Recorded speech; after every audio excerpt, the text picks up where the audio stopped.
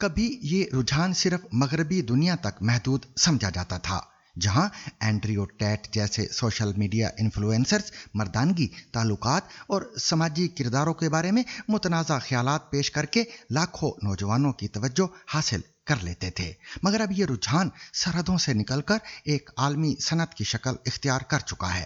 افریقہ سے لے کر لاطینی امریکہ تک نئے انفلوئنسرز سامنے آ رہے ہیں جو سوشل میڈیا پلیٹ فارمز پر بڑی تعداد میں فالوورز، کروڑوں ویوز اور نمایاں آمدن حاصل کر رہے ہیں۔ ناقدین کے مطابق ان کا مواد مردوں اور عورتوں کے درمیان موجود خلیج کو مزید گہرا کر رہا ہے، جبکہ حامیوں کا کہنا ہے کہ وہ نوجوان مردوں کی مایوسی اور شناخت کے بحران کو آواز دے رہے ہیں۔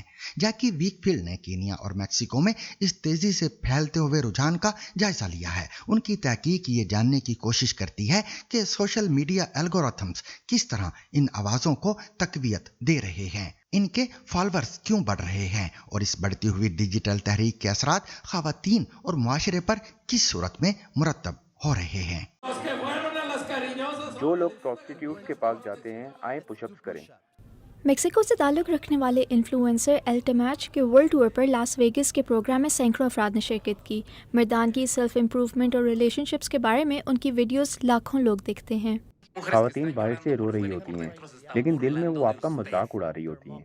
ایک اندازے کے مطابق الٹمیچ سالانہ تقریباً $1.5 ملین سوشل میڈیا سے کماتے ہیں۔ ہم نے حساب لگایا کہ انہوں نے گزشتہ سال صرف یوٹیوب پر لائیو چیٹ سے $2,000 سے $3,000 کمائے۔ فینس اپنی ذاتی مشکلات پر مشورے کے لیے پیسے دے کر اپنے کامنٹس کو پروموٹ کرواتے ہیں۔ اسے نظر انداز کرو، اسے جہنم میں جانے دو۔ ان کے لائیو شوز کے ٹکٹس، مرچنڈائز اور چھوٹے گروپس میں ذاتی سیشنز کی قیمت $800 تک ہوتی ہے۔ وہ اپنے مداحوں کے لیے پیڈ بیپٹزم بھی کرتے ہیں۔ ان کا اصل نام لوئیس کیسٹیلا ہے۔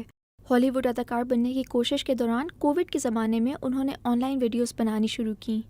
پہلا اصول، خود پر کام کرو، اکیلے کرو اور اپنے لیے۔ ان کی بہن ایلیکس نے ہمیں بتایا کہ وہ امریکہ میں مینوسفیئر سے وابستہ کریٹرز کی کامیابی سے متاثر ہو رہے تھے۔ اس نے اینڈریو ٹیٹ سے سب کچھ کاپی کیا۔ ہم نے اس بارے میں بات بھی کی تھی جب اس نے کانٹینٹ بنانا شروع کیا تھا۔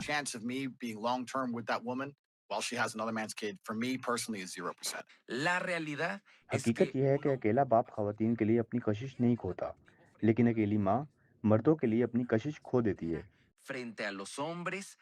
اس کے بعد ان کے فالوورز نے ان سے زیادہ ذاتی مشورے اور مدد مانگنا شروع کر دی۔ میرا خیال ہے اسی سے اسے یہ احساس ہوا کہ وہ مردوں کی صحت اور زندگیوں کے بارے میں ذمہ دار ہے، اور یہیں سے معاملہ بگڑ گیا۔ اس نے خود کو ایک مسیحا سمجھنا شروع کر دیا، جیسے سب کچھ ٹھیک کرنا اسی کی ذمہ داری ہو۔ He's helping many men who have been through situations in which we have found ourselves falling into depression. Masculinity, strength, discretion, compassion, brotherhood, all that this chain means. فرنانڈا، جو الٹمیچ کے ایک فالوور کی سابق ساتھی رہ چکی ہیں، سمجھتی ہیں کہ ان کے کانٹینٹ کی وجہ سے ان کے پارٹنر کا رویہ زیادہ کنٹرولنگ اور دھمکی آمیز ہو گیا۔ اس کا خیال تھا کہ اگر وہ مجھے کنٹرول نہیں کرتا، اگر اس کا ہمارے ریلیشن شپ پر مکمل اختیار نہیں ہوتا تو وہ ایک مرد کے طور پر ناکام ہے۔ میرا خیال ہے کہ وہ پہلے سے ہی عورت مخالف سوچ رکھتا تھا، بس اسے چھپا رہا تھا۔ التماس سے اثر انداز ہو کر وہ اپنی اس سوچ پر برا محسوس نہیں کرتا تھا۔ میں واقعی وہاں سے بھاگنا چاہتی تھی، لیکن وہ مجھے جانے نہیں دیتا تھا۔ وہ مجھے التماس کی ویڈیوز دکھانے پر بھی مجبور کرتا تھا۔ اس نے مجھے قتل کی دھمکی بھی دی، مجھے جان کا خوف تھا۔ دنیا بھر میں مینوسفیئر سے وابستہ انفلوئنسرز اپنی آڈینس کو بڑھا رہے ہیں اور جارحانہ اور نفرت انگیز مواد کے ذریعے منافع کما رہے ہیں۔ اس کے ساتھ ہی یہ خدشات بھی بڑھ رہے ہیں کہ اس مواد کا نوجوان مردوں اور ان کے ارد گرد موجود خواتین پر کیا اثر پڑ رہا ہے۔ الٹمیچ نے BBC کو بتایا کہ ان کے خلاف لگائے گئے الزامات بے بنیاد اور سیاق و سباق سے ہٹ کر ہیں، اور ان کی آمدنی سے متعلق اندازے شائع کرنا انتہائی غیر ذمہ دارانہ عمل تھا۔